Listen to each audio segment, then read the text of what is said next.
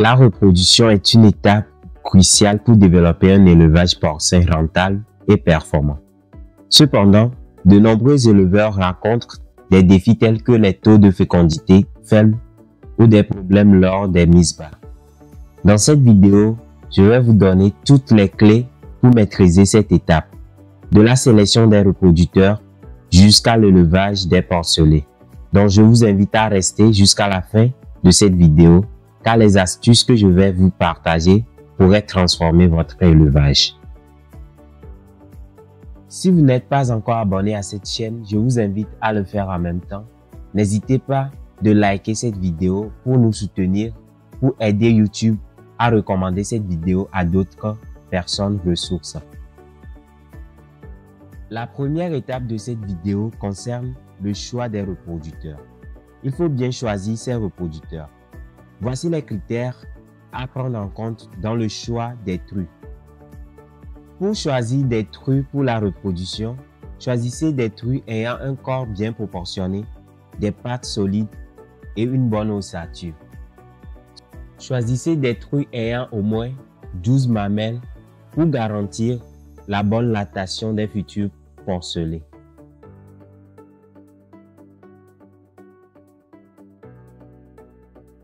Dans le choix, il faut penser à la race.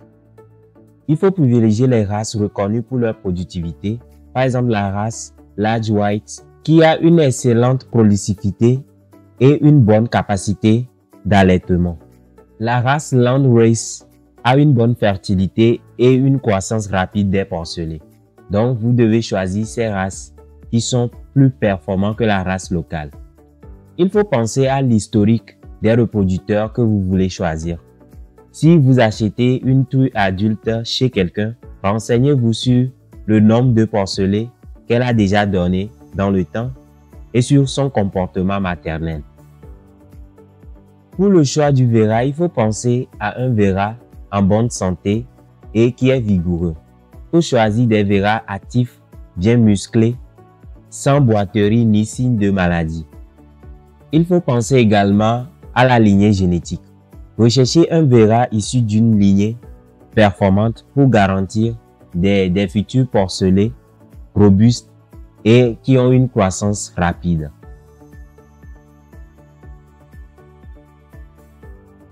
Nous voici à la deuxième partie de cette vidéo qui va concerner la gestion du cycle reproductif des reproducteurs choisis.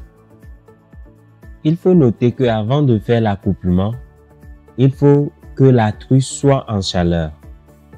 Donc, vous devez maîtriser les signes de détection de chaleur chez la true avant de pouvoir les accoupler. Voici quelques signes visuels et comportementaux chez la true. Au moment de la chaleur, vous allez remarquer que la true a une vulve qui est gonflée et d'une couleur un peu qui tire vers le rouge.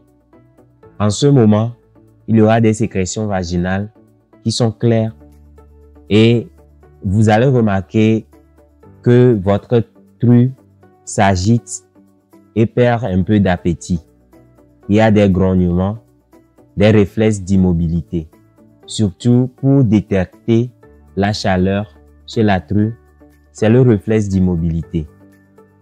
Au moment où vous amenez un mâle ou bien vous-même vous appuyez sur le dos, vous allez remarquer que la true va s'immobiliser pour recevoir un véra. Donc, c'est un signe qui montre qu'elle est en chaleur. Pour avoir une reproduction groupée, il faut penser à synchroniser les chaleurs chez toutes les trues.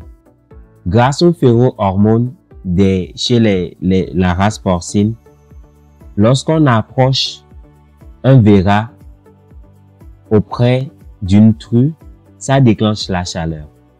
Donc, vous devez penser au moment où vous voulez faire l'accouplement, où vous voulez avoir des porcelets, vous devez synchroniser les chaleurs, avoir toutes les reproductions au même moment. Donc, vous approchez vos véras proches des trues et en ce moment, vous allez voir dans les jours qui vont suivre que les chaleurs vont commencer par se faire voir chez les trues.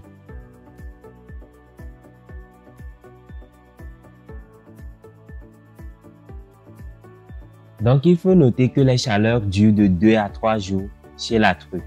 Donc, si vous décidez de faire une saillie normale ou soit une insémination artificielle, à vous de voir la méthode que vous allez emprunter et de voir, de connaître, d'entrer en chaleur de vos trues. Et ce qu'il faut faire, c'est de garder un carnet pour enregistrer les dates de chaleur et les dates de saillie afin de suivre chaque cycle reproductif.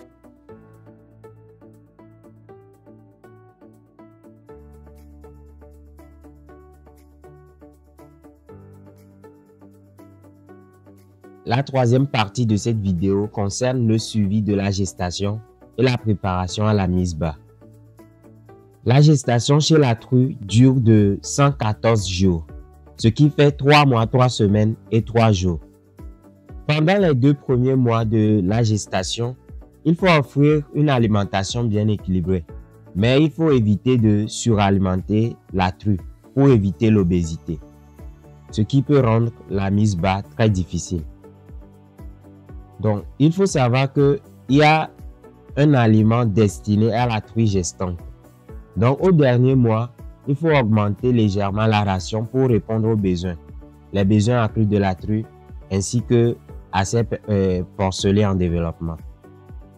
Donc, après la saillie ou bien l'insémination artificielle, pour savoir si la true est gestante, voici quelques signes qui peuvent vous guider à savoir si la true est gestante. La true montre un ventre gonflé, ce qui est évident chez toutes les espèces, et une prise de poids visible, et le développement des mamelles. À l'approche de la mise bas, c'est-à-dire lorsque les 3 mois, les 3 semaines et les 3 jours s'approchent, il faut préparer l'enclos de la mise bas. Il faut nettoyer et désinfecter l'espace réservé pour la mise bas, installer les barrières pour protéger les porcelets contre les écrasements accidentels. Donc, il faut une mise bas assistée et de maintenir la température autour de 28 à 30 degrés pour les porcelets à l'aide d'une lampe chauffante ou d'un tapis thermique. Donc, ce sont des moyens modernes pour pouvoir maintenir la température dans l'enclos de mise bas. Maintenant, l'assistance pendant la mise bas. La true met bas en général 10 à 12 porcelets par portée. Donc, le processus dure entre 2 et 5 heures. Donc, il faut une intervention. Si le porcelet reste coincé ou si la true semble fatiguée, donc vous devez intervenir, utiliser des gants stériles pour aider à faire sortir les porcelets. Il faut, après la mise bas, nettoyer chaque porcelet avec un chiffon propre, le placer immédiatement à proximité des mamelles pour qu'ils consomment le colostrum. Donc, il faut s'assurer que tous les porcelets consomment du colostrum dans les 6 premières heures de leur vie. Cela fournira des anticorps essentiels pour leur immunité. Donc, ça concerne toutes les espèces de mammifères. Donc, dans la gestion des porcelets, il y a quelques pratiques courantes à observer. C'est le peser et le suivi. Il faut peser les porcelets à la naissance et enregistrer leur poids pour suivre leur croissance. Et après vient la castration si nécessaire, effectuée dans les 7 premiers jours pour limiter le stress.